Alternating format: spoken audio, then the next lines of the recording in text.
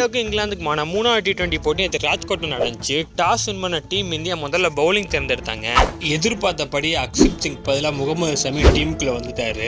ஆட்டத்தோட ஆரம்பத்தில் Prince salt wicket Hardik Pandya எடுக்க, இன்னொரு பக்கம் பென் டெக்கெட் அற்புதமாக ப்ளே பண்ணி அவர் 50 கம்ப்ளீட் பண்ண, அவர் கூட சேர்ந்து ஆடின கேப்டன் பட்லரோட விக்கெட்டை சஞ்சு சாம்சன் ஒரு அற்புதமான டிஆர்எஸ் மூலம் வருண் சக்கரவர்த்தி பவுலிங்கில் எடுத்திருப்பாங்க.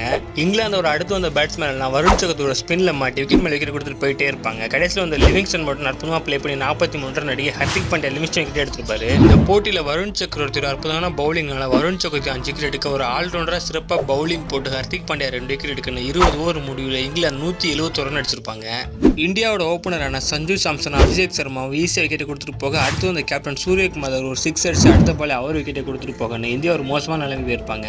சரி, ஆல்ரவுண்டர்ஸான அக்சல் பட்டேல், வாஷிங்டன் சுந்தர் யாராச்சும் பர்ஃபார்மன்ஸ் பண்ணுவாங்க பார்த்தோன்னா அவங்க 2 பேரும் அவங்க விக்கெட் கொடுத்துட்டு போக, கடைசியில் ஹர்திக் பாண்டியா ரொம்ப ஸ்லோவாக இன்னிங்ஸ் ஆடி அவரும் கடைசியில் விக்கெட் கொடுத்துட்டு போகணும். டீம் இந்தியா 20 ஓவர் முடியல 145 ரன் மட்டுமே அடிச்சு இங்கிலாந்து இந்த போட்டியை 26 ரன் வித்தியாசத்தில் அழகாக வின் பண்ணிட்டு போயிருப்பாங்க. இந்த வின்னோடு இங்கிலாந்து இந்த சீரீஸில் 2-1 அலைவாக இருக்காங்க. இந்தியா அந்த போட்டியில் தோக்க என்ன காரணம்? அடுத்து நடக்க போகிற போட்டி புனேல நடக்க இருக்கு. அந்த மேட்ச்சில் யார் வின் பண்ணுவான்னு மறக்காமல் கமெண்ட்ல சொல்லிட்டு போங்க.